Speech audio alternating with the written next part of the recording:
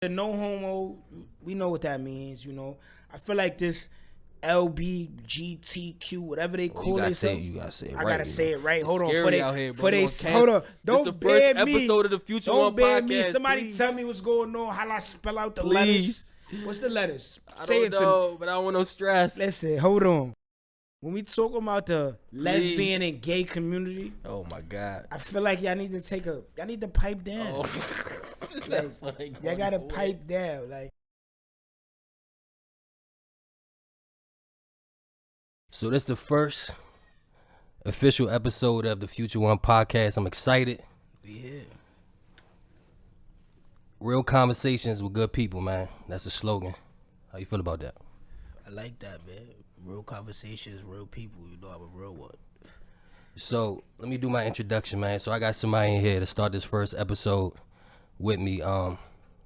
It's only right. I brought somebody that I know for 10 plus years. Somebody that inspires me a lot by the moves he make. I'm gonna let him introduce himself a little bit more, but this is my man Chevy, man. What's going on? What's going on, gang? So what's up, man? What's up, y'all? I'm Chevy. I'm from the Bronx. This my man Alahji. We met 2010. More than 10 That's years. 13 joints, you heard? It was 2010. We met in college. We was college roommates. And then from there, we built a brotherhood, you heard? Like, that ain't stopped. It started there. We was locked and loaded back then. And then we moved it up to now grown men where we never lost that bond. Like, you feel me? That's a fact. So, how was the drive coming down here, bro? You know, it was snowing earlier. Yeah, it was snowing a little bit and all that. The shit was alright though. It was snowing back home. By the time I hit like Jersey, the shit slowed down. When I hit Maryland, it picked back up. But the drive was like a little 3.5. But you know, I go across the country for my man. My man was living in Cali. You know, I fly over Let him know.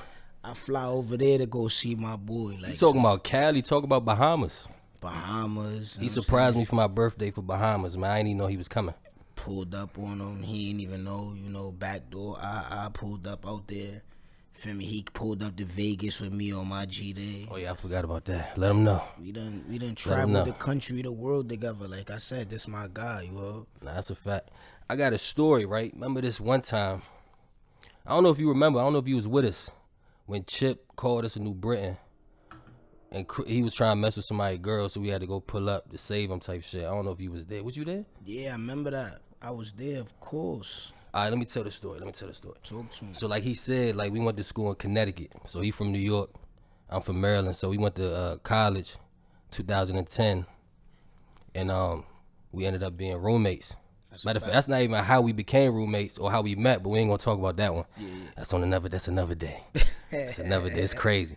But then we ended up meeting each other and being roommates and stuff. So we did what we had to do, being cool, and then we got, you know, Chip, that's one of our boys, Chip from Connecticut. So he hit us up like, bruh.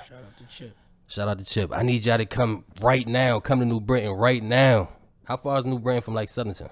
This shit was like 25 minutes. Like 25 minutes. He like, I need y'all to come right now. We like, what's up? He said, get Luch, Shay, Alahji, I need you to come up there. We like, what's going on? He said, just come. So we get there. This nigga Justin, you know, he liked to dance and shit back in the day. He used to be like one of them dancing niggas. So he was like, he ended up messing with a little joint. And he told us, like, basically we got to the spot and her boyfriend pulled up. So the boyfriend pulled up, but he pulled up with like 15 boys. Like, he pulled up with like 15 people, and they was trying to get at Justin. So the only people he could call at the time was us. We got into a crazy fight. I feel like that's what made that bond for us. Like, we really got into that bond by going through that situation. And all I know is I came back with a couple black guys, man. It was like 15 people. It was 15 people, and it was like 5 of us. But that shit was crazy, bro. Yeah, I still got a grudge against that town. You heard? It was a cat out there that knocked me out that night. You heard? I ain't even gonna lie. He put me on my back. You feel me? I done got the best of a couple of them. Bing, bang, boom. And then son called me from the sideline. Wow, with the mata. You heard? I'm on the floor like this. Oh. They don't even know how you set the record for top scoring at college, Lincoln College in New England. in basketball. Yeah, that's my thing. You heard, I was a basketball player first. You know, I could tell y'all a little bit about my Let him know. background. Let him That's know. my man. So, you know, I played basketball in high school in the Bronx, and you know, I had to go to junior college. That's where we met at. I go to junior college. I'm leading scorer in the nation at the time in scoring for junior college. I'm putting in work, but you know, I'm from the Bronx, so I live kind of a double life. You dig? Like, you feel me? It was money and basketball was the two things I was into, you heard, more than anything in life. You know, cat into women and all that, but first and foremost, it was the bag and basketball. And I try to dibble dabble in both, you know, so I would be in college, balling, scoring 30, and then on the weekends, I'm going back to the trap, you heard? Like, literally, I would drive back to the trap and, you know, bust some moves and then come back to school on a Monday like nothing ever happened. And remember, I ain't even believe you for real. Word, until I had to bring him out. He brought me where?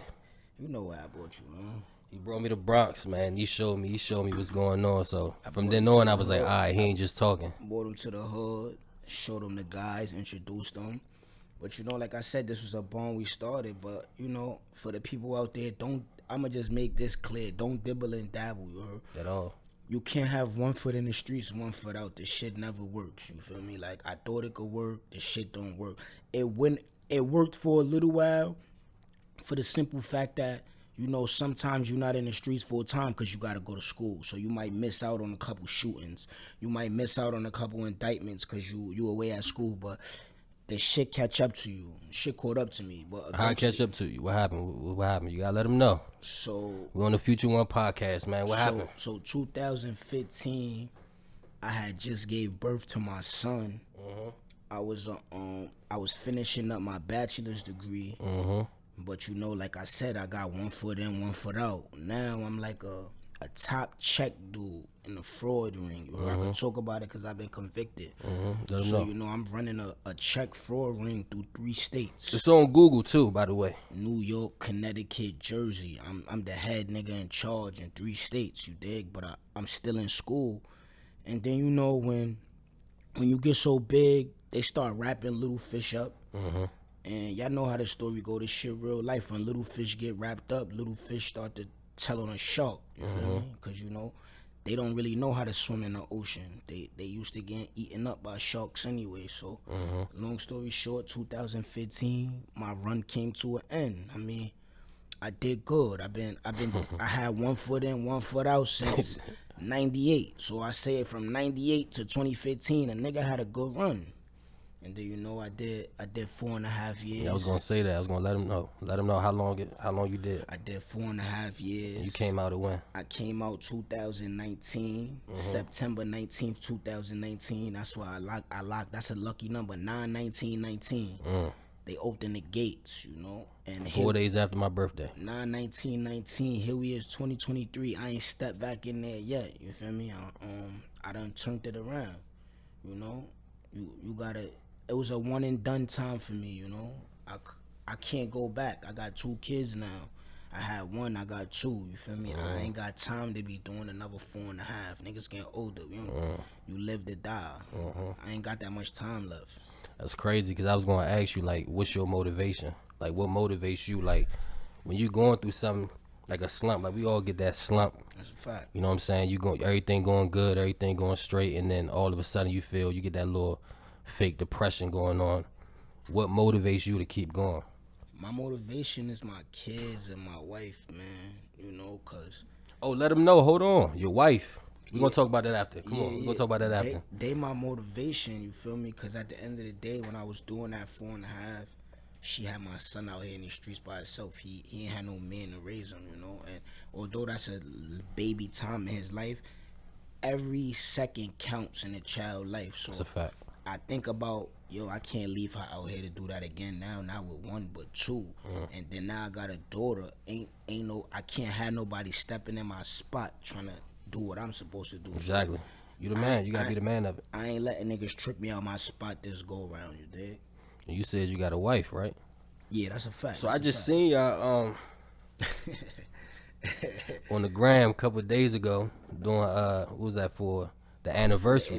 That was what, 1 year anniversary. 1 year. So she been with me 9 joints, but we married a year. You feel me? You know. And she held you down when you was locked She up. held it down when I was locked up. Like, when I say held it down, y'all gotta understand. Like, a nigga could never know what somebody doing in the streets. Like, you know, niggas be, oh, did she fuck? Did she do this?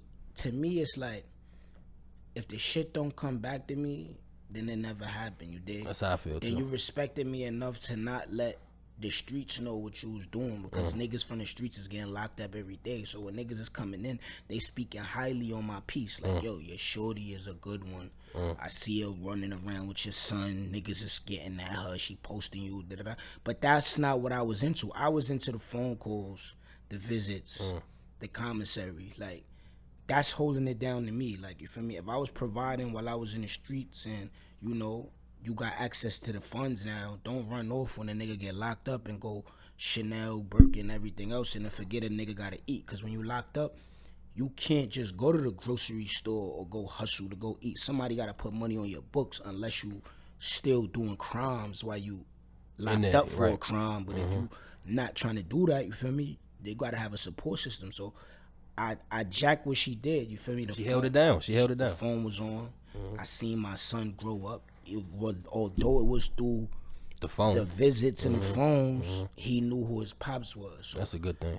she stood down, and when I came home, I put that ring on her. You heard? Like, and that's why she my sister, man. You know what I'm saying? Put that ring on her. Cause let's go back to 4 days ago then. Talk to me. 4 days. 4 days ago, 4 or 5 days ago was what, the anniversary, 1 year anniversary. Yeah, we got married 2/22/22. And you know what I'm saying? 2/2/2/22. I'm big on numbers and all that. And y'all did the little challenge. I did the index card challenge. Index card challenge. I seen that. I did the index card challenge. What made you come up with that?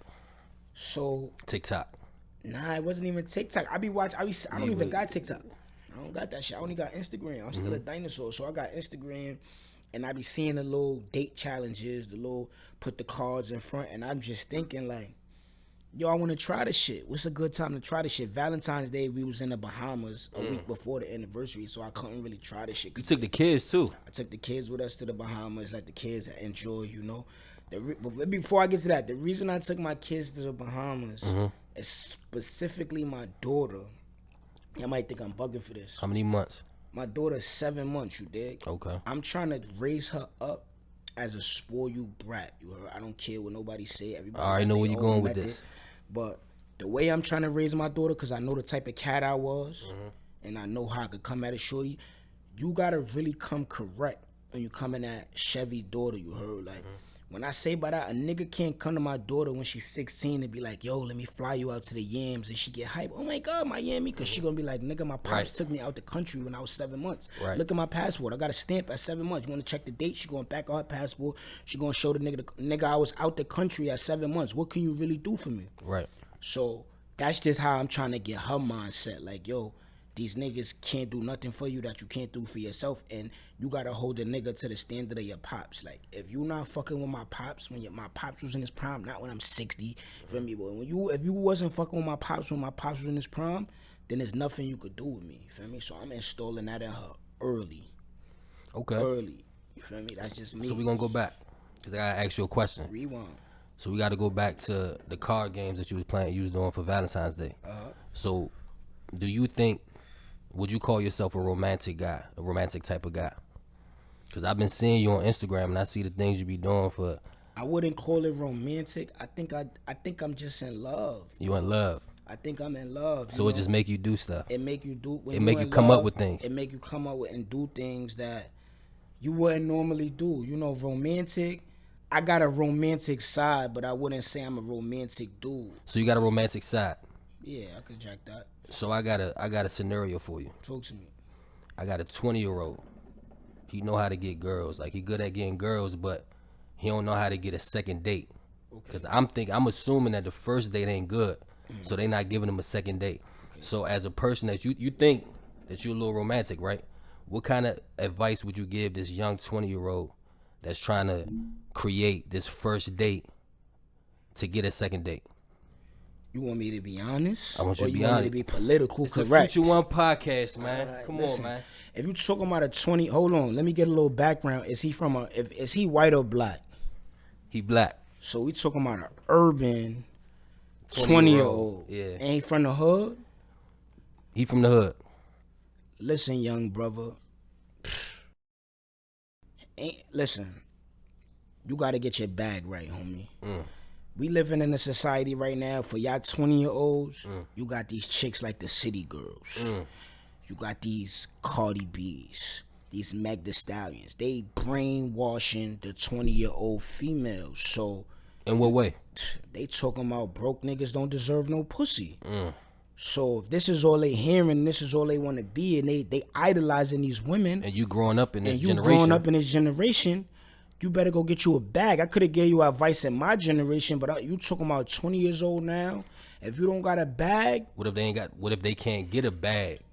They work a job, a regular job. They can't get a quick bag, or they can't get a then you fat gotta bag. change your preference in women, homie. That's the second step I could go to you. You know, if you not That's a scenario then. Okay. So it ain't a city girl type girl. She a good girl. oh She probably don't okay. She probably don't ask for too much, but he probably not doing the right things to get that second date. So that's what I'm saying. So forget the Alright, bag forget part. the bag. The Alright. thoughtful part. That's why I asked you, because I see all the stuff you do is thoughtful. So you gotta really dig in her soul. You dig? Like, if you want to get that second date, that first date gotta be immaculate to the point where you knew shit about her that she didn't know about herself. You know what I'm saying? Y'all ever watch the movie motherfucking Drumline? You know, this shit go back to them, Drumline. How you think Nick Cannon bagged Megan Good? You heard? He knew her favorite color because of her nails and all that. When she A lot of these kids don't know Drumline though, bro. when she go to her boyfriend, she was like, yo, what's my favorite color? The nigga said yellow. You feel what I'm saying? So you got to pay attention to the female that you're dealing with. So detail. Pay attention to details. And, you know, big thing, make her smile. Don't be too serious on the date. There you go. Make them jokes. Make little jokes. Make her feel special. Compliment her continuously on the first date. I give you that. Like, you got to make sure they feel like she's the one. Like you feel what I'm saying? Like, when you in that date with her, you got to look her in the eyes and just be like, damn, shorty, why you so bad? Like, yo, damn. Like, you got to keep gassing her. Like, put your foot on the gas and don't stop. Don't stop till the motherfucker, she ear to ear. Like, So where you taking her? Where he supposed to be taking her to? He 'Cause ain't got no he ain't got a money. bag. Listen. So what he got to do? Where they eating at? What's the food? What's the options for food? if I was him, he 20, he might got his own crib. Go cook for sure. He don't got his own crib yet. He still don't got the crib at 20. He's trying to figure it out, bro. He trying to figure it out. I told you he ain't got his bag right yet. He 20. He trying to figure it out. Shit, I was out the crib at 14. You a This different shit type of kinda guy. hard for me. I left it. My mom said, tell you I left the crib at 14 because I couldn't follow the rules. I said I gotta go get my own. But he ain't got the bag. Bro, I can't. This is hard for me. This is hard. I gotta think about this, bro. So what I think, let me see. I think, tell me what you think. Let me he see. should I do. think if you 20 years old, you ain't really got the bag. What you said first made sense. You said pay attention to details. Pay attention to the type of things she like. For the most part, a lot of women, they tell you what they like to eat. Like, even if y'all on the phone, they might be on Instagram. They be like, oh my God, I just seen this restaurant. They sell chicken. This is the type of chicken that I like. Da da da da. You gotta kind of write that down in your memory. Like, that's something I'm gonna take it to that spot. Or like you said, But he ain't got the bag for that spot. nah. But it's a different type of bag though, because you can have Ruth Chris and you can have Fridays. But what if the girl that you like don't like Fridays? But we saying she not a city girl. No, I'm saying she don't like Fridays though. You never know if she don't like Fridays until you try it. You're not gonna know she don't like Fridays until you try Take her it. to Fridays. You take her to Fridays. to See, look, he don't like Fridays. Look at Take her to him. Fridays, man. I ain't gonna take her to Fridays, man. So basically, you can't give him no advice at this point. For that 20-year-old It's man, over. He might as well just keep grinding. my advice is Keep don't worry grinding. about no girl till that bag is right. That's what I'm gonna get to. Just keep grinding. If you ain't got the bag for yourself, you ain't got the bag for a shorty. So don't. If you still living under your mom's crib at 20, you shouldn't be taking nobody on no dates, homie. That's what I used to tell my little brother. Nobody should be going on a date. I used to tell my little brother when he was like 19. I was like, bro, just focus on getting money and focus on your goals. The women gonna come. They go pull up. You know what I'm saying? They go pull up for who you are. You feel me? No matter what. But if you, like I said, if you 19, 20, and you ain't got it together, women should be the last thing on your mind. You dig? Like you shouldn't be. That's just me personally. You as a man, you still gonna want shorties. You gonna, but they shouldn't be on your preference log. You dig? Like because you ain't got your bag right. You ain't got your bag right. So it's like at the end of the day, women come with a bill. She come with a tab. Regardless if she's a good girl, bad girl, she comes with a tab. Women like nice things. She want her nails done. She want her hair done. She could be a church girl. She still want that. If you ain't got the bag, you can't do none of that. I feel like the bag got to get secured at all times, no matter what type of person you are in life. Like, you can't live without the bag. Nah, I agree. I can't live without the bag. You can't, bro. I can't live without the bag at all. I feel like you can't survive. They say money is the root of all evil, but it's not. It's not. Money ain't everything. Money ain't everything. It's the only thing. It can't be everything. It gotta be the only thing. You dig? You know why? Because with no money, if money is so evil, why all the broke people is miserable? I agree. I never seen a happy broke person. I never seen a nigga happy that he missed his rent. I never seen a female happy that she missed her car note or her bills. Yeah. I never seen them happy. They not smiling. Oh my God, they try to figure it out. Yes, I missed my bills. They try to figure it out. You crazy? Money not the root of evil. It's the root of happiness. No bag, no smiles. No happiness. Nothing. You done. I don't care who you are, what walk of life. You need money to survive. So you got to grind to get that money. You got to do whatever it takes.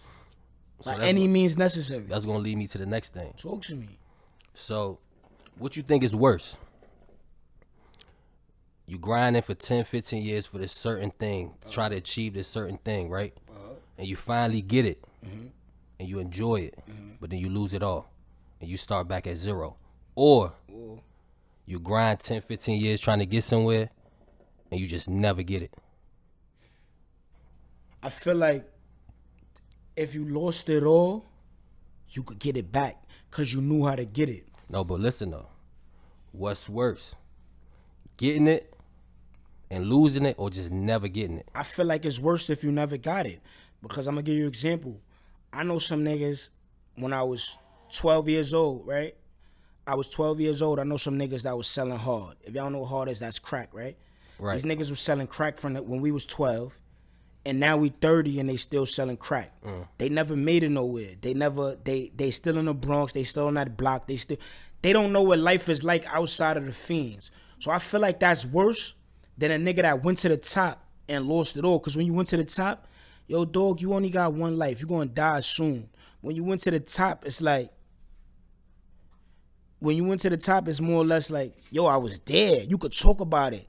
You could have a different type of conversation now. Like, nigga, I was flying in private jets, nigga. I was on top of the world, nigga. I had 4 or 5 yachts in the yams, nigga. Me and my mans flew out to Cali and we smoked the best bud, nigga. Like, and then you lose it all though. And then you lost it all. But listen, if you got it, anybody that ever made it to the top, they knew what it took to get there. So however they lost it, whether they got locked up, whether a shorty ran off with their money, they got robbed, whatever happened, if you ever made it to the top, you'll always know how to get back there. You're going to find your way. If you never made it, that's worse. You don't even know what it feels like.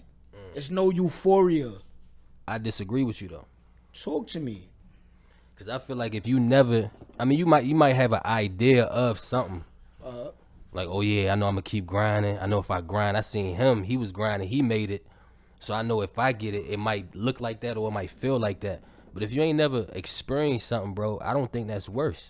I think it's worse if you get it and then lose it all, because you actually got that chance to experience that situation or that whole thing. So it's like, for instance, like you said, your goal is to be, let's say, the top rapper. Thank you. Let's say your goal is to be a successful rapper out of your city, right? Yep. And you've been grinding for 10, 15 years, right? You got an idea of it, like, I know, I seen Drake do it, or I seen, you know, because we from Maryland, so I seen Shy Glizzy do it, or I seen Fat Trail do it. So I think if I do it like that, I'm going to have that same type of feeling that they had. I'm gonna drive those same type of cars that they drove or those same type of cribs that they got. But if you never make it, you really can't. I don't think that's worse than actually accomplishing that and then losing it. I'm gonna tell you why I disagree with you. You know, we bumped heads. Look, you from Maryland, right? Mm-hmm. Yo, I see the nigga Wale make it. I would be the next rapper. I'm grinding. My work is getting me nowhere. Bro, that shit lead a nigga to depression. Nigga might hang it up. He ain't lying. Cause yo, I'm better than Wale. This nigga balls is not better than mine. Yo, I'm better than Shy Glizzy. Nigga, I'm about to put the chrome to my dome and off it. You dig? Because I never made it. Now, if I made it to the top, I was up there with Glizzy. Yeah. I was up there with Wale.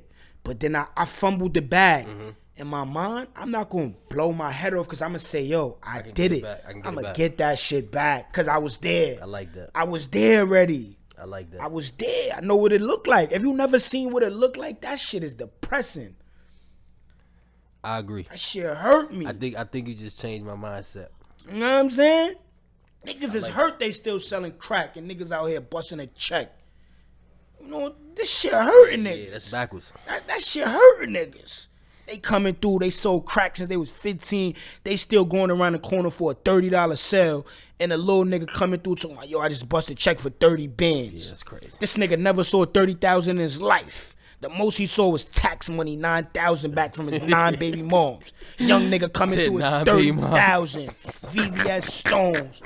And you talking about you never made it, nigga. That shit gonna make it. That's what make niggas hungry. Those the wolves. Nigga said 9 baby moms. 9 baby moms. Hit the taxes. Those niggas are starving. He depressed it. His young nigga come through in that lamb truck. Off the 30K. Off of one play. And you out here selling dimes or hard your whole life. I like that. Crazy. What's your biggest regret? In life? Mm-hmm. I don't got no regrets, bro. Stop capping for this. Bro. You know why? Let me look. Most people, from what I told y'all earlier, would say my biggest regret is putting one foot in, one foot out, going to jail, right? Mm-hmm. But yo, life is a process. The shit is like life. I think life is as making diamonds. You heard? You go to Africa, you gotta go in that gold mine. You gotta dig that shit out. You gotta put that pressure on that shit. Mm-hmm. It gotta go through a lot of shit to become a diamond. Like, diamonds don't start out beautiful. And I feel like if you don't go through that diamond process, you never gonna be a diamond. So I feel like I ain't mad at what happened. Like, I'm mad about what happened, but I don't regret what happened because it taught me lessons. It made me better. Cause if I ain't never go to jail, I would have still been making the same mistakes that I made before I went to jail. If I ain't go to jail, I would have still been hanging around the same sucker niggas that I was hanging around before I went to jail. Because I learned shit. Taught you a lesson. I taught me a lesson. In life, you need lesson. I seen who the suckers was. I seen who the snakes was. So it's more, I seen who my real niggas was. You heard? So it's more or less, if I ain't go through that diamond pressure. So you ain't got no regrets. No regrets, bro. I feel like life, that's just me. I feel like life ain't supposed to be no regrets. That shit was supposed to happen. This shit was predestined before I even came on this earth. This shit is in my book. I'm one of them spiritual niggas. My book is already written. I'm one of them spiritual niggas too. Yeah. You know what I'm saying? My book got written. My book got written as soon as I was in the womb of my mom. Yo, this is what's gonna happen. We just don't know the script. But this was my script. I had to do this in order to do that. If I would have turned the wrong road in my script, my story might have got fucked up. You know what I'm saying? I don't regret it. Niggas was dying while I was locked up. Niggas getting boom. I lost a lot of niggas while I was locked up that I was cool with. Niggas getting clapped up in the Bronx. My son Quay, rest in peace. My son Papers, rest in peace. Niggas is getting clapped up. Niggas that I would have been with. While you was sitting there. Niggas that I would have been in the club with on that night. The nights niggas got boom. Nights that I know I would have been there with you. That bullet could have hit me, but I'm sitting in the cell. Going through my diamond process. Cause you definitely probably would have been out there with them. Going through my diamond process. You know what I'm saying? So, no regrets. I like that analogy, man. No regrets. My man need another drink, man. He need another drink. I like, he talking. Bro. He talking. I like this. No regrets, bro. This is the first episode. I like this shit. We here, Future One Podcast. I like this shit. Future One Podcast. We gotta talk real facts, bro. But you talking about working on a podcast yourself. So Yeah, you feel me? Cause you was telling me earlier, you said you trying to work on a podcast talking about sports. So yeah, my podcast is more or less. I want to dig into the sports betting. Not even Cause sports you bet a lot, itself. bro. You be sending me shit. I be like, man, I ain't about to bet 500 on this right now. Yeah, I bet bro. a lot. I bet 100. I ain't about to bet on 500, bro. I love my money too much to just lose it. But I want to get into that because I feel like the shit is it's becoming real. Like I'm seeing niggas get rich overnight off of betting on sports. So I want to like interview people and see their journey with the sports betting, and I want to interview niggas that I know that's up off the sports. Like I want to see what made them get into that, and how they staying consistent. How they staying consistent. Like I got niggas I got a nigga that I follow on the gram, regular little Dominican nigga from the Heights. This nigga making 90,000 a day every other day on betting 90,000. How much he lost though? He ain't gonna tell you that. He'll never tell me that. He'll never tell me his losses. But when you see that honey bun, what if he lost more than that honey bun? it's possible. I mean, I bet, so I know. Niggas don't win every day. You know what I'm saying? It come with the wins and the losses. You know what I'm saying? That's just the gambling lifestyle, though. That shit is a lifestyle. Where you think that mindset came from, though? Like, you just won the bet. Like, where that mindset came from? Because, like, I don't got that mindset. So, with me, personally, the betting shit, it came into place as a replacement for illegal activities. So, I'm a nigga that's used to the bag. Like, you feel me? Like, I'm a nigga that's used to the bag. I gotta have the bag, and I'm not talking pennies. When I talk the bag, chasing. I'm a chasers. There you go. I'm a bag nigga. So when I think about my kids, and I be like, yo, beautiful kids, by the way. Appreciate that. I need another way to get that same type of bag, but legally. I found the sports shit. So let me give you an example. Again, I could talk about this shit. We convicted of this shit. I was doing the check shit. Don't say no crazy shit on here, man. Nah. I was doing the check shit. We're gonna have to scrap this whole interview. Listen, you doing the shit. It's just like hustling. You put money in, you get money out, right? So you invest in a certain amount of money for a certain amount of outcome. Again, it's illegal. So with the sports shit, it's legal. It's legal. And I'm on some shit where I'm not wishing on a star with the bets. Like, I don't really want to get into betting analogy, but I'm not the type of nigga to wish on a star. So when I say wish on a star, if you know sports, I give you a sport that I think everybody know, like basketball, right? Yep. So you get a nigga like Draymond Green. Lil bro was just there earlier, just betting. You know what I'm saying? But go ahead. You get a nigga like Draymond Green who don't hit no threes. He might hit 1 or 2 threes a game, right? You got niggas that's gambling. They putting Draymond Green for 10 threes as an example. Yeah, right? That's crazy. You know what I'm saying? Nigga like me, I'm going to take Draymond Green. Hey, y'all go ahead. Write these notes down. He telling you I'm gonna take shit. Draymond Green for one. I'm game. gonna take Draymond Green for 1 3. I'm gonna take his teammate Clay, who shoot crazy for like 2 threes, and I'm gonna bet a large amount on these easy bets for a double up back in my money. A lot of people was betting $1, wishing on Draymond to hit 10 threes to get 100,000. So you basically spreading it out. I'm treating it like the trap. 1 and a 2. That's it. So if I know Draymond's gonna hit 1 3 and my 1,000 is only gonna make me back 2,000, I'm gonna bet my 1,000.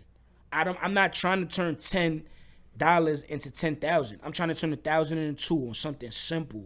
Okay. 1,000 into 2,000, 2,000 into 4,000, 4,000 to 8,000. I'm taking the easiest bets. Like if I lose a bet, it's really cause some bullshit happened.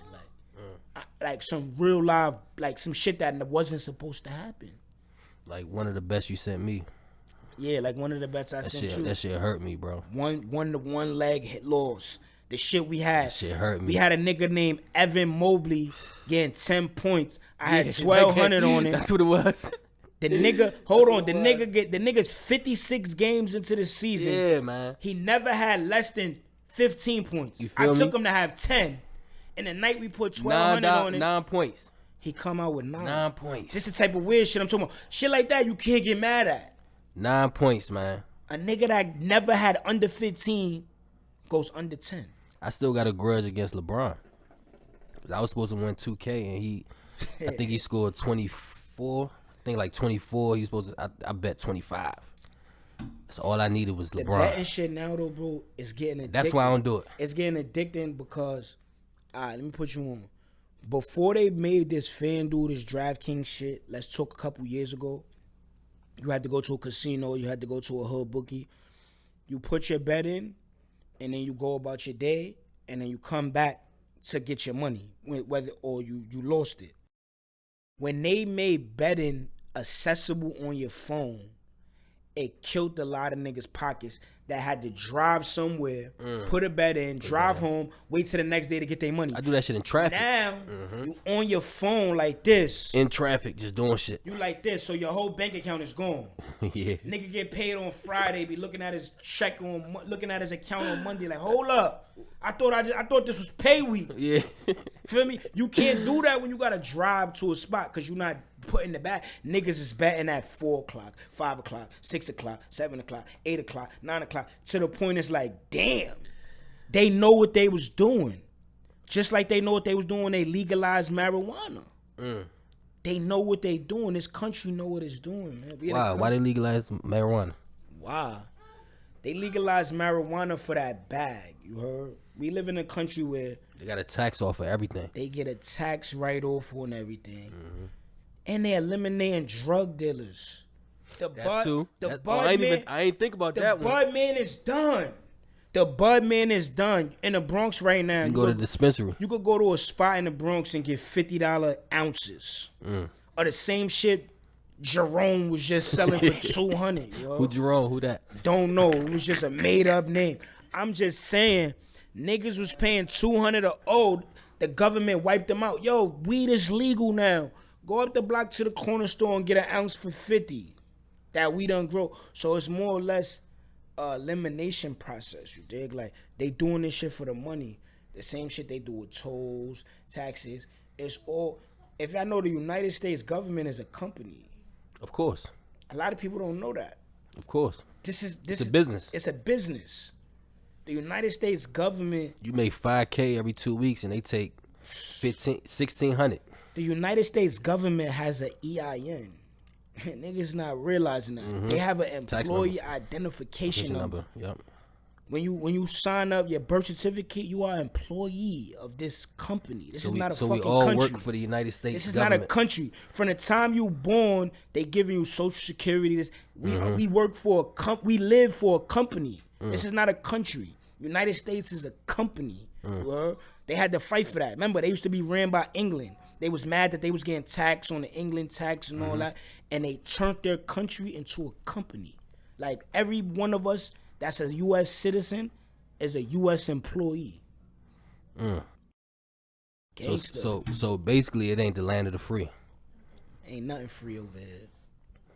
And you can't say what you want to say, like how they say. Send me back to Africa. Okay. So you like sports, right? Yeah. You can come to Africa, matter of fact, before we move to sports. I'm trying to actually go to Africa this year, at the end of this year. You've been over there 1,000 times. And I lived. Yeah, exactly. Over there for 3.5 years. I lived over there for 3.5. So you want me to talk about it? Talk about it. It's funny. I talked about the first time I actually talked about a story online. This shit went up on TikTok. I see that. That shit almost at 10K. That shit to me, it's like, damn. I was just sitting right here, just talking shit, just telling my story. But I'll tell it real quick. When I was 10, I got sent to Africa. Because my parents, for our background, we from Sierra Leone and Guinea. So, you know, I was one of them type of kids too. Like, I was growing up in Chevy, Maryland. Just doing whatever, never coming home on time. Just always outside trying to be one of them type of niggas. Chevy the trenches out here? Chevy was bad at the time. Okay. Chevy was real bad at the time that I was growing up. So basically they was like, you know what we gonna do to him? We gonna send him to Africa.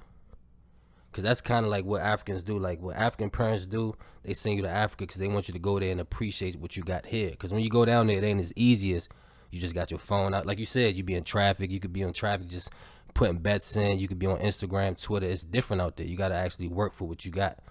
So they was like, all right, at 10 years old, they gonna send me to Africa. But the catch is they ain't never tell me I was going to Africa.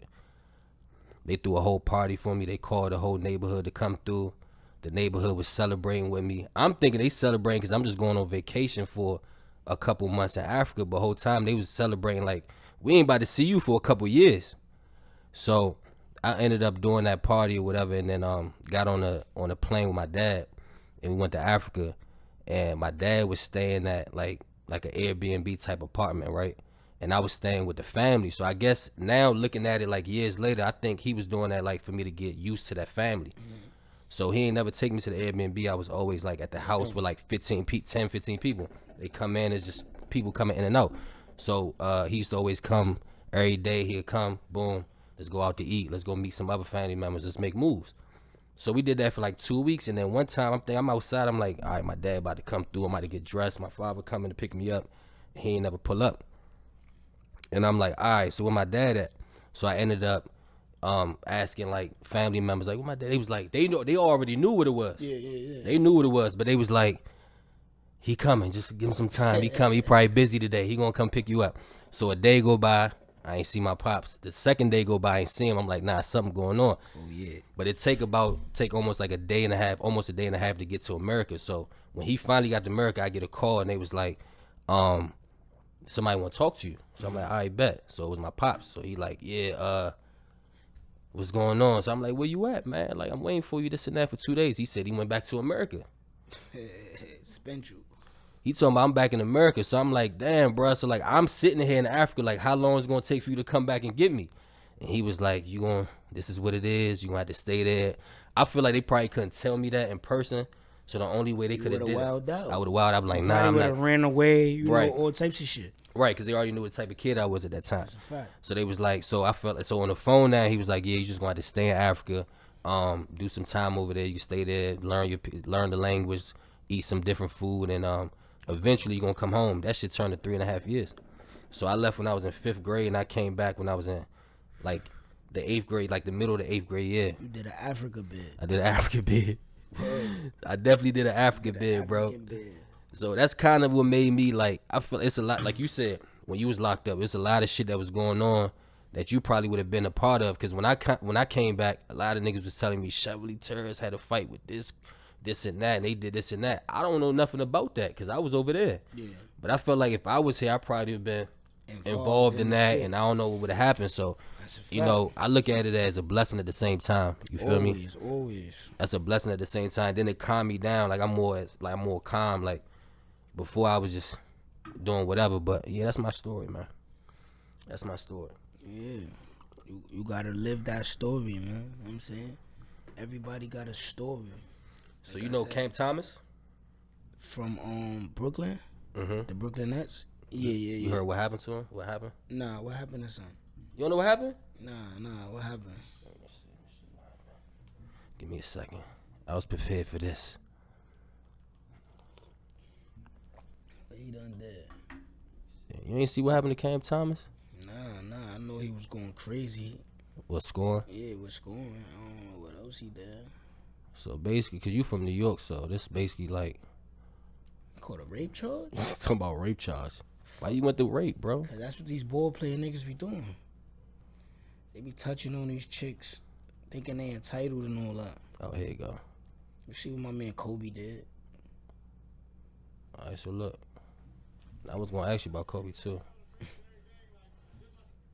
Oh yeah. I seen that one. I seen when they find him. I seen this. As well as Dallas, I've said it a lot, so it's great to come back and win the front end. Hey Cam, are you aware of the fact that he said that when he came back to Brooklyn, he had to bring the good looks because you guys were lacking that? I seen it, but I was like, man, he just talking for the last. We already had good-looking dudes, no homo. But you know how I go. All right. I'm sure the legal office will enjoy that one. He said no homo. But look, before you get to that, you see how that white man set him up? And the white man said, I was going to say that. The white man was like, oh, the NBA League's going to have a field day with this one. You see how the white man set him like, up? They're going to have a field day with this one. The white man set that might as young well black have his own man up. podcast. He set that young black man up because that black man said no homo. And the first thing this white dude going to say is, the NBA League. The league is going to have a field day with this. He knew what he was doing. $40K. He knew what he was doing when he did that. Cause I had to ask you because you a It's not sports even, guy. I'm a sports guy. So I don't believe in the no homo. We know what that means, you know. I feel like this LBGTQ, whatever they call it. You gotta say it right. I gotta say it right. Hold on. Scary For they, out here, bro. for they, hold on. Don't the bear first me. episode of the Future Don't One bear podcast. me. Somebody please. tell me what's going on. How I spell out the Please. letters? What's the letters? Say it to me. But I don't want no stress. Listen, hold on. When we talk about the lesbian and gay community, oh my God, I feel like y'all need to pipe down. Oh. Y'all gotta pipe down. Like nobody's disrespecting y'all when they say that. You gotta understand somebody's background. It's from where they from, yeah. And I feel like people need to do research on demographics before you think that somebody's shaming a different culture. When he says no homo, right? He's basically saying that it's a slang. He's not a homosexual and he doesn't want to be interpreted as that. So he says no homo. Where he's not saying it's wrong, it's something wrong with being homosexual. He's not saying he has a problem with him. He's saying I'm not homosexual. The words no homo is AKA I'm not homosexual. That's literally all it means. So for y'all to take offense, what are y'all saying? That everybody has to be homosexual? Because then the heterosexuals should start suing y'all for stuff like that. Because the man got fined for literally 40K. saying, he got fined $40K for making 40K. a statement saying, I'm not a homosexual. That's all he said. The terminology no homo in an Urban Dictionary means I'm not homosexual. But on top of that, we've been saying that for decades. For years. So how bro. do you get fined for you saying that you're not a homosexual? So was he supposed to say, we've been good looking, and I'm homosexual? Did they want him to say that he was homosexual? Like you said, he's a young black man. He's a good interviewer, so he knew what he was doing. He's a journalist. He knew he a good journalist. What he was doing. Yeah. But I don't get into that because I'm big on. I'm like one of them dudes that grew up in the era where black on whites, that type of stuff that go on in America is big to me. Like my great uncle got hung. You feel me? Like down south. Like my great uncle got hung by white people. When was this? In the 1900s. Oh, okay. Yeah. Like I'm hearing this from my. It ain't right. I ain't saying okay, like it's right, but I'm just saying. I thought it was like no. My great grandmother watched her brother get hung. Like, so they installed that in my father, and my father installed that in me and my brothers and sisters. Like, we was growing up watching Roots and going outside to Manhattan beating up white kids after I saw Roots. So I can't really. I'm real. What's the word? I'm real sensitive. I'm real sensitive to the black and white topic in America. You feel me? Because I come from a place and my family background where I'm heavy on that. Like, I feel strongly about that. Go ahead, keep talking. So I feel like black people been oppressed for so long here. It's just I'm still one of them dudes that agree with people like Louis Farrakhan and because I just feel like they know what they talking about. Like, they try to make Farrakhan like some type of devil and all that, but he be talking facts. Like, he all his speeches is based on facts and things that he went through. Like, he's not talking secondhand or third party. And that's big on like the Muslim race, you know, Nation of Islam, stuff like that. Like, they get shined down upon because of their beliefs, but I feel like people take the religion thing the wrong way. Like, cause I feel like I don't know. I just like. So we about to talk about religion. I mean, we ain't nobody gonna ever agree. Yeah, no. Religion conversations, man, or debates, or whatever you want to call it. Nah, we ain't even gotta go there. So we gonna move on. We can move on. Like, I just feel like, you know what I'm saying? We gonna move on. Why you bring it over there, bro? What, to the Muslim? Yeah, why you bring it over to religion? Cause, bro, it's the first episode, bruh. How many times I gotta keep saying this? Getting into it. They gonna love you for this. So you gonna have to come back. You know what I'm saying? Like, don't get me, like, you know what I'm saying? I don't know. Like, religion is big when it comes to community. That's just what I was saying. Like, when it comes to, I'm not saying you agree or disagree, but when it comes to blacks and whites and them disagreeing, I feel like it's big on religion because I'm going to just give a small example, then we go to another topic. Mm-hmm. The Christian religion, right? We talk about blacks and whites. Let me just get into that real fast. Bring that mic closer to you. Pause. We're going to talk about blacks and whites, right? So blacks was You can sit up straight. Africans- Just bring it closer. Just bring it closer. You could. so Africans was Pull it brought up. was brought over here, right? From Africa on a slave ship, right? There you go, right there. Dig? So when they got on these plantations and they were slaves, their slave owners were Christians. So they brainwashed or embedded. Where'd you get this information from? First of all, Where did I get this information is this from? facts? This is facts. From where? From studying, from just my common knowledge. Your common knowledge. My common knowledge. Chevy. Yes. Okay. Common knowledge that Christianity was the main religion in the South America to this day, still in the South, Georgia, down south. Yeah. Christianity is the biggest religion down there. So now this started because the plantation owners were Christians. So they used to have, when you see those black people sing them hymns and stuff, they had them singing those things on the plantation, things like that. I'm just trying to get to the point where nobody really knew religion until it got installed in them. Like, you're not born knowing I believe that. I believe that. So a lot of the Christians that come from the South and they come up north, it's like they I feel like they was brainwashed by their slave master. And then I feel like in the 1960s when Elijah Muhammad, although he was, he had his discrepancies, I don't agree with him touching on little girls and all the shit he was doing, but the overall message that him, Malcolm, Farrakhan, and those Muslims of that 1960 era was preaching, I just feel like that's what's in my heart. Like, again, I don't agree with it. I'm telling y'all, no, I'm not Nation of Islam, but I just agree with what they was telling the people. Like, they was telling the people about white America and what was going on. But you be salaming me though. You be like, salam alaikum. You be saying that to me though. Yeah, because I believe in it, but my mom's was Christian, I grew up in it, but once I found a Muslim religion, I just feel like, and once I started studying the Nation of Islam, I just feel like it's more for my people, like, and I just feel like everything is demographic and cultural. I feel like Islam is for my people, and I feel like Islam is the most purest form, and again, I'm just saying that from a non-biased point of view. That's facts.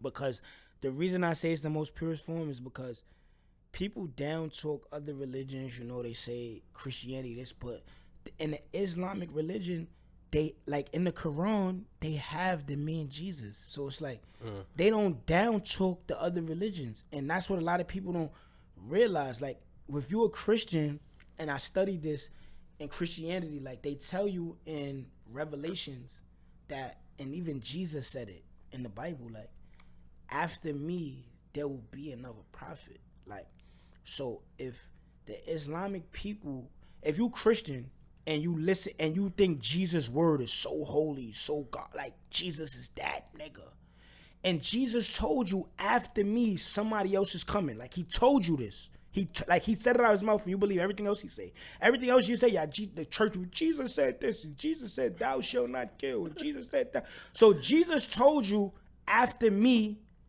there's going to be another prophet to come.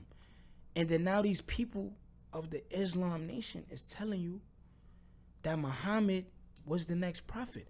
How can y'all not come? Like, it's just bold to me. Like, and no Christian ever answered to me, how could they not convert from Christianity to Islam when the guy that you believe in told you somebody was coming out his own mouth, and you believe everything else he say, but the one thing he said about somebody else coming, they telling you, yo, he came.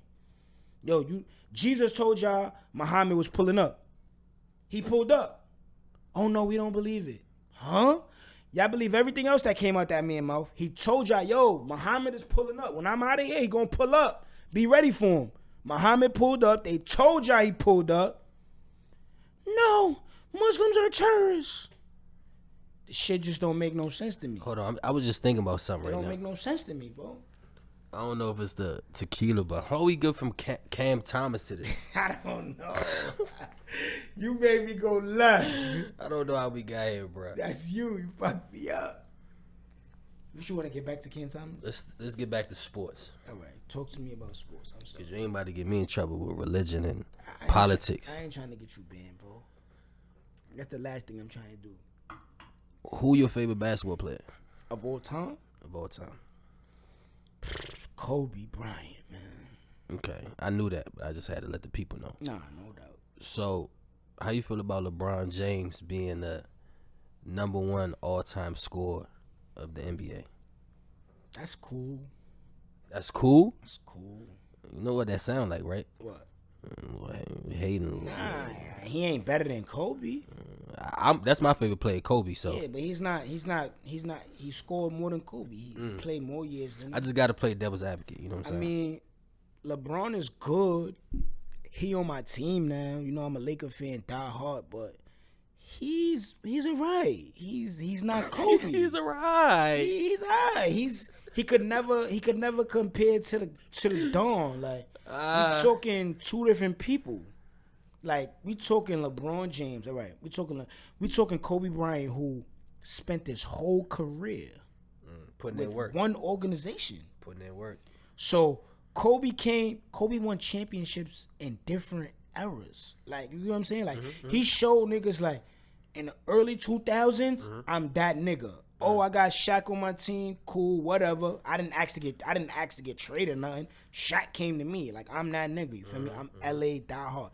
Then niggas Shaq bounced, and I got Paul Gasol, Andrew Bynum, and I got some more rings, like, in that LeBron era. I got some more rings while LeBron was on the court. So it's like, I feel like LeBron James, when it comes to accolades, the point shit don't matter to me because anybody could go out there and score 50. You feel me? Anybody can go out there and score. Niggas, Anybody? If you shoot the ball, don't pass the, like, if you just shooting. But if you ain't got a shot, bro, it ain't going there. But the niggas he's 260, 6'9". He's moving niggas out the way. Get out my way. I'm 6'9". I'm a moving train. Yeah, he definitely played Excuse like me. The niggas a freak of nature. But we amount greatness with the amount of times you ring, the amount of times you win. Tom Brady is a GOAT because he got them rings. You know what I'm saying? So that's why they call him the best quarterback of all time. LeBron James, look what it took him to win, bro. Like, if you really think about the nigga career, the nigga went to Miami with a D-Wade that already got a ring. D-Wade got that shit on the zone. I didn't need you, nigga. I came, I beat you. Niggas forget about D-Wade beat LeBron and got his ring while LeBron was in the lead. They came in the lead together. So I got my ring. Nigga, I didn't need you. You pulled up to a championship team in Miami to get a ring. You didn't earn nothing. Then you went back to Cleveland. Tried it, yeah. Kyrie won that ring. Kyrie hit that big shot on Steph. You like Kyrie? Kyrie a good dude. I like Kyrie. You know what I'm saying? And he stand for something. He stand the way he believe in. Yeah, he stand for what he believe in. So I feel like LeBron, you ain't really put in that work. You ain't coming to the A. So you saying he don't deserve it? To be what? The greatest? Nah, he don't. He deserved to be the scoring champ because he scored the points, but he don't even deserve to be talked in the conversations of greatest players of all time. Nah, you can't be. I like this. You ain't earned that. Expound. Jordan earned that. I always wanted to use that word, but go ahead. Jordan earned that. Yeah. Jordan stood on that team. Yeah. I'm talking about niggas that they official niggas. We not switching sides. I treat LeBron like I treat niggas in the streets. I got a question for you. So why you think LeBron ended up scoring that amount of points and not Kobe at that time? Because Kobe could have scored that too because he a great player. Is it the competition or is it? Nah, Kobe had some years where he wasn't the *1 guy. So, you know, Kobe had his first 2 years, he had Eddie Jones. So he wasn't. He had Eddie Jones, so he wasn't the #1 guy. His couple years after Eddie Jones, when Eddie Jones got traded, Shaq was the #1 guy. So he was the secondary guy. You know, so Kobe was always one of the main players, but his whole career he wasn't that player because he didn't get drafted like #1 where you going to a bum ass team. LeBron went to Cleveland where he could do everything. You shoot the ball, you do everything. So LeBron basically was that guy his whole career. That's what you're saying? Yeah, LeBron was that guy. LeBron was hyped up from high school. LeBron is just I feel like he's the NBA's golden child. He's super overhyped. His rookie year, he shouldn't have even got the rookie of the year. That was definitely supposed to go to Carmelo Anthony. We both came in. Carmelo Anthony just came from Syracuse, won a national championship, and then brought the bum-ass Denver Nuggets to the playoffs. The Denver Nuggets was a nobody the year before. That's how they got the second-round draft pick because they had a bunch of losses. And his rookie year, Melo brought them to the playoffs. So you take a college championship and then bring a bum team to the playoffs. But y'all give and my stats is way better than yours. But you give the rookie of the year to LeBron James? How? So you think his son the same way? The height behind him? Nah, I think his son. Bronny James? Nah, we in a different time era. His son gonna get chewed alive. He gonna get chewed alive? You think so? They gonna chew that young boy. Why? He not even ranked top 10 in the country right now. Same thing. My cousin. Damn, my cousin. He not even top 10 in the country. Alpha said my cousin Alpha said the same He shit. He not top 10. They got the ESPN rankings for the high school kids. He not even top 10. So basically, it's because his dad. Your That's your pops. Your Yeah, pops. yeah, Your pops. Your pops that's going. crazy. Your pops gonna get you in the league, but you not even top 10. You not even gonna go like, nigga. You might hit the middle of the first round, 13th pick, 14th pick. Niggas don't want you. What can you do? It's a lot of young niggas that's way better than him. A lot of young niggas that's way better than him, bro. You feel me? But you know, everything. So long story short, you don't respect it. Nah, I don't respect it. The all-time I don't respect top the scorer all-time of the NBA. I mean, I respect that he won it. Congratulations, you did it in my team uniform. Good looks. Added something else to the Laker regimen. Yeah. But you know what I'm saying, So you gonna always be a Laker fan? die hard. I think it's because my pops. He installed Lakers in me. So even though I was coming up in New York, my pops was a Laker fan. Like, So you doing the same thing to Chase, your son Chase? yeah, he know the vibes. He gotta be a Laker fan. I got a question for you. I just made this shit up. Talk to me. I'm good at this shit, man. I'm telling you. So what if your son grew up? Because you love basketball. You played basketball. You still play basketball. I see Yeah, I you still doing do your thing. my I see you thing, doing you your know what I'm thing. saying? You gotta come down here and play with my man Ish and Grim at LA Fitness. We LA Fitness League, man. You gotta still come out here and show these niggas. I might hurt somebody out there. I got hurt yesterday, but that's another story. But Talk to me. so you play basketball for real, Yeah. and you Passionate love and you about it. passionate. You love Passionate basketball. about You the love sport. basketball. That's a fact. So if you trying to install this into your son, but if your son grows up and not my man Chase over, look at Chase over there with his bush, his son Chase.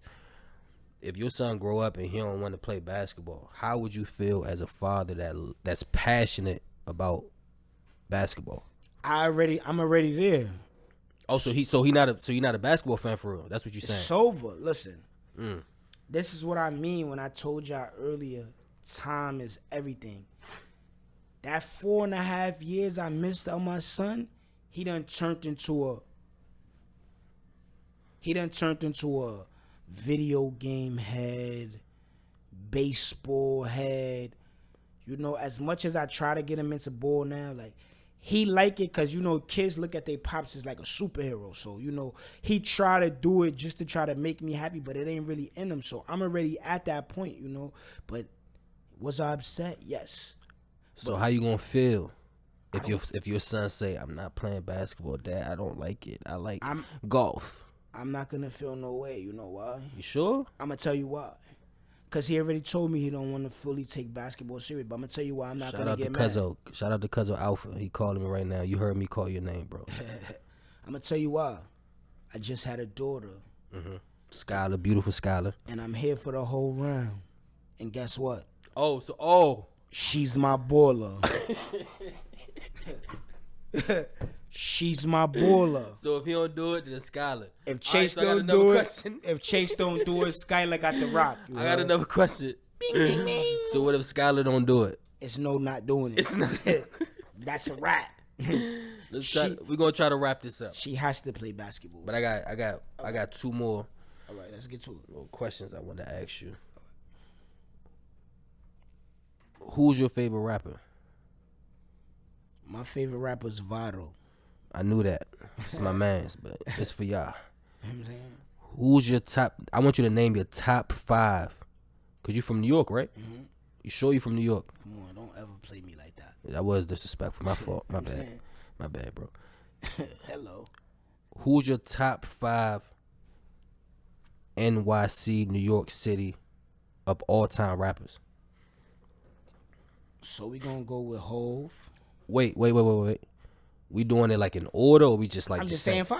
Oh, Or just you saying want- 5. Yeah, I'm just saying 5. I'm just making sure I know Yeah. what you're doing. All right, so we just saying 5. I'm just saying 5. Okay, all right. So I got Vado in there, obviously.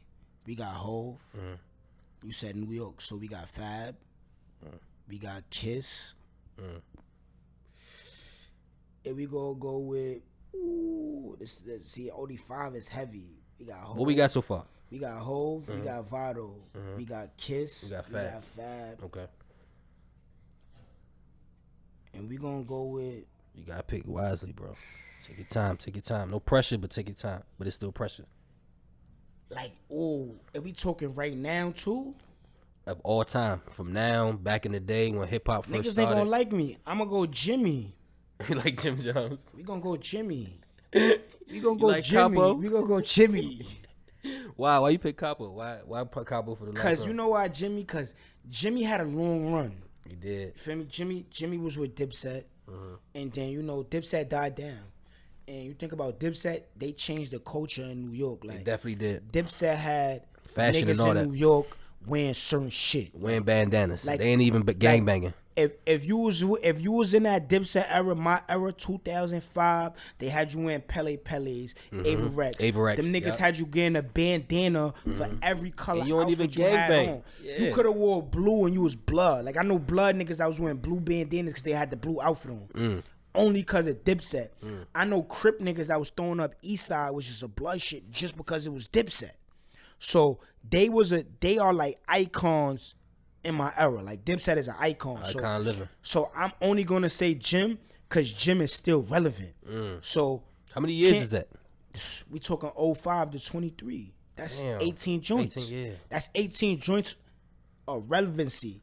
So Cam was the leader. Cam was nice. Cam was hard. But if Cam get on the track right now, I'm not jacking it. Why? Because nobody's talking about the Fruity Looty, Toonie Boonies, Louis. Nobody's talking about that no more. Jewels was him, but he's not doing music no more. Jewels is too wrapped up in loving hip hop.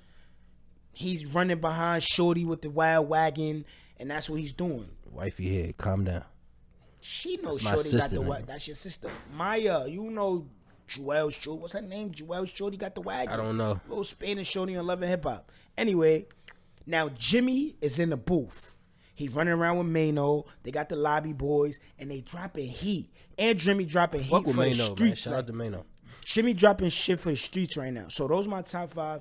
Vado, my favorite rapper. Those my top 5. You gonna do in order? We just not gonna do in order. No order. Those just the top 5. They gonna be waiting for you in New York. V gonna be my number 1 because I just love V, bro. I was gonna ask you that. Why Vado? Why is Vado your favorite rapper? Vado my favorite rapper because I feel like music gotta be something that you could relate to. I feel like people listen to music that they can relate to. So you basically kind of telling us off of your story off of my story, what Vado talking about. what Vado talking about. So it's more or less chicks listen to certain heartbreak songs when they go. Like everything is music is like to your soul. And when I listen to V, I get in that zone.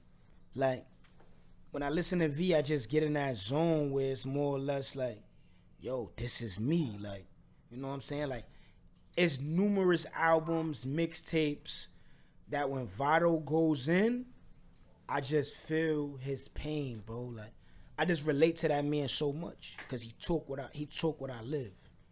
So that's why he's always gonna be number 1 to me. Damn, man, this podcast we had an hour and 8 minutes, That was long, Flea. and I don't want to end it, man, cause you talking that shit, bro. I'm sure you have one more question. That was 2 questions. Nah, left. I'm saying all that to say, like, I got other questions. Like, I don't want to end it. I'm sad, but we gonna keep it going, cause it's the Future One podcast, and I'm the host, Alahji. I do what I want. Talk to them. So, when you came out of, sitting down, you had sat down for some time, right? That's a You fact. came out, and you started a brand called Chasers. Yep.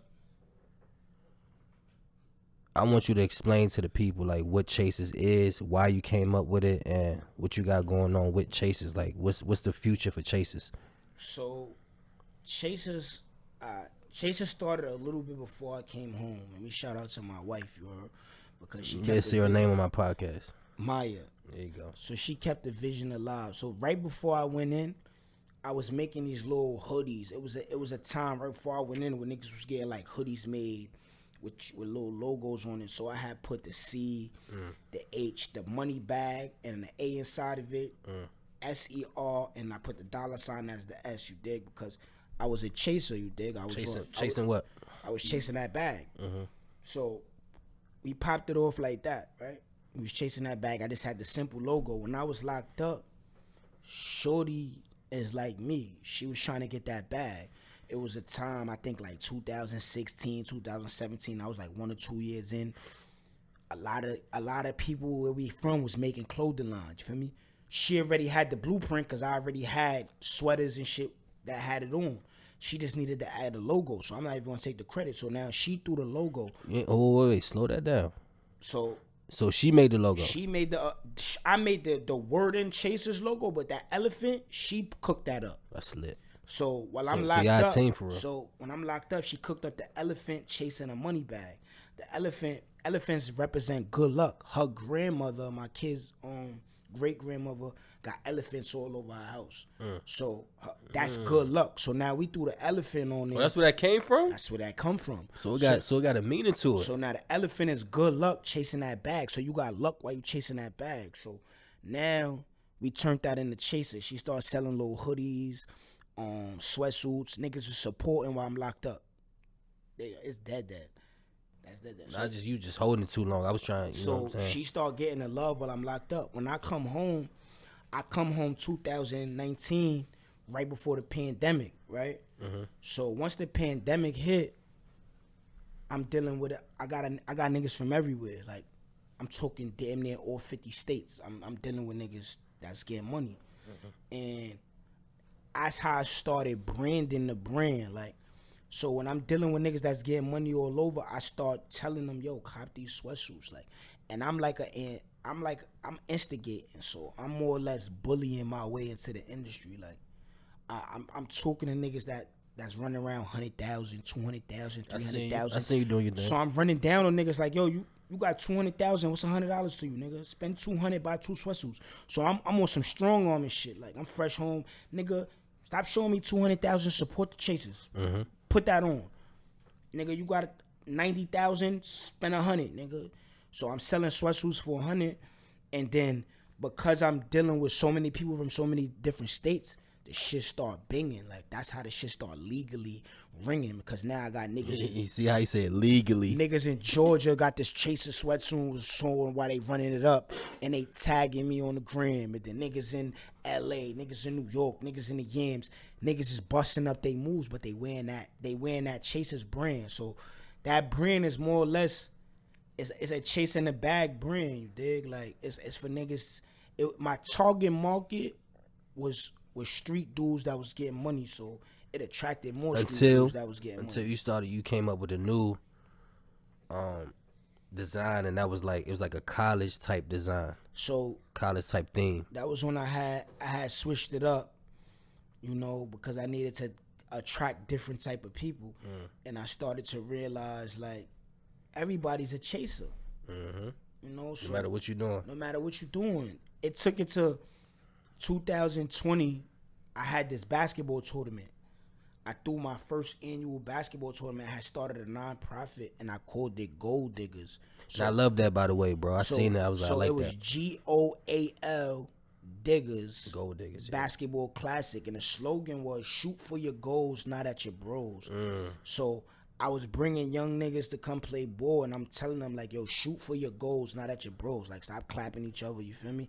And that's what made me transition Chasers. Like, I could target this from everybody. Like, everybody could chase their dreams and their goals, and we gonna put college uniforms out and college sweaters, and we just cardigans. We just changed the whole market of Chasers, because it was more or less like, yo, I felt like everybody's a chaser. Like, in your life, you a chaser. Like my man Alahji shit, forever working. Like, I appreciate you pulling up to the podcast. I feel like those two brands, me and him always chopped it. Like, yo, our shits go hand in hand. Like, yo, for real. If you a chaser, you might be forever working. Like, you putting in that work. You putting in that work forever so that you could chase that bag. So that's just where the clothing line went. and then I turned the clothing line into an entertainment company. So then I piggybacked off that and started Chasers ENT. And that's why you inspire me, man. LLC. And then I got an artist or two, had them rapping and all that, you know.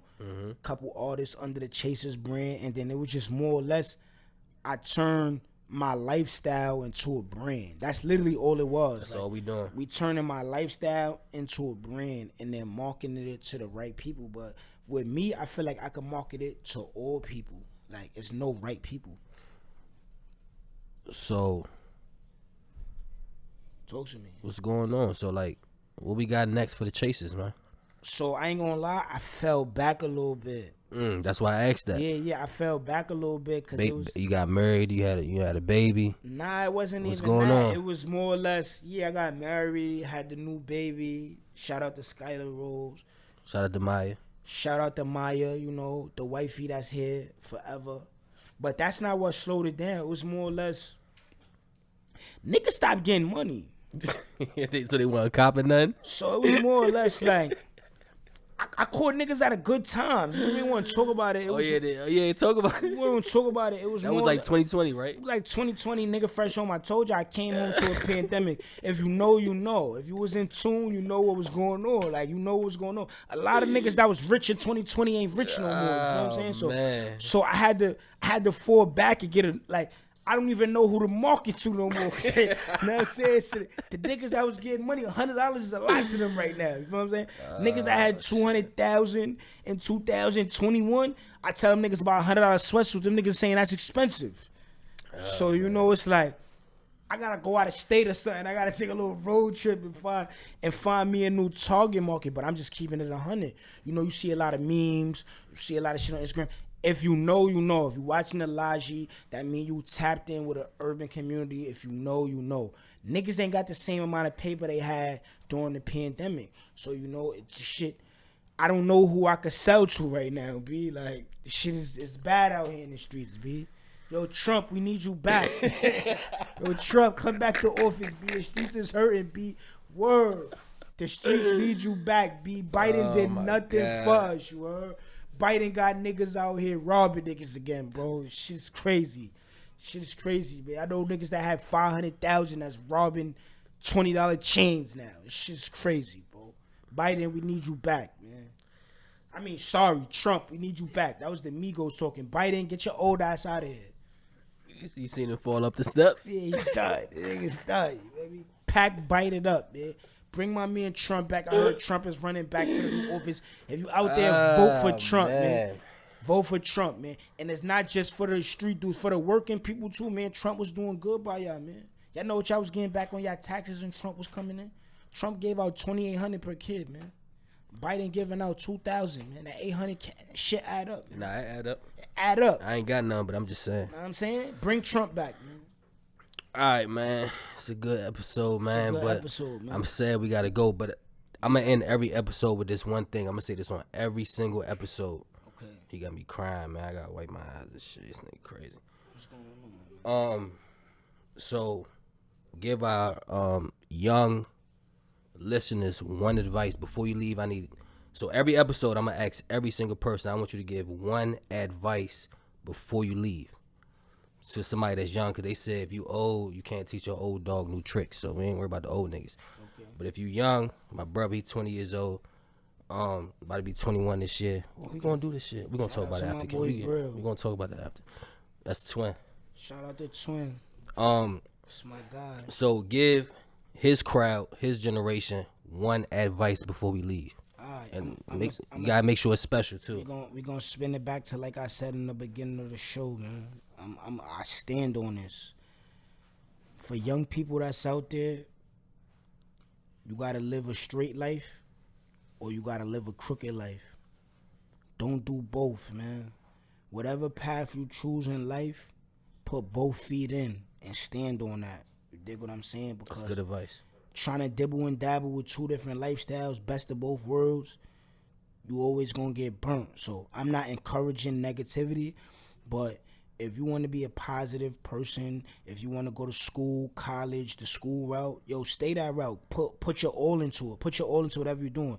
If you gonna go the street route, the scamming route, that route, then put your own. But don't portray two different people. You dig? You can't be two people. And just know it's consequences to every action that you make. Consequences to every action. There's positive consequences and negative consequences. So just know whatever decision you make, that's on you. But please don't dibble and dab in both.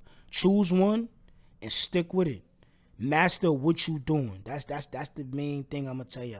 I'm not telling you what to do. I'm just telling you how to do it. Don't do both. It's not cool. I appreciate you, my brother. I appreciate you. Remember when you taught me that handshake when we was young? We ain't gonna do it on camera, but Yeah, I blooded up. so this is the first official episode of the Future One podcast. I got my man Chevy in the building, and we just having a real conversation with real people, man. That's all we doing over here. We ain't got no topics. They keep asking about the topics in the podcast. We not doing that. We've been talking for an hour and 20 minutes. You know what I'm saying? Because this is what we do. But I appreciate everybody for supporting. And this is just the first of many. I go by the name of Alahji. And this is the Future One podcast.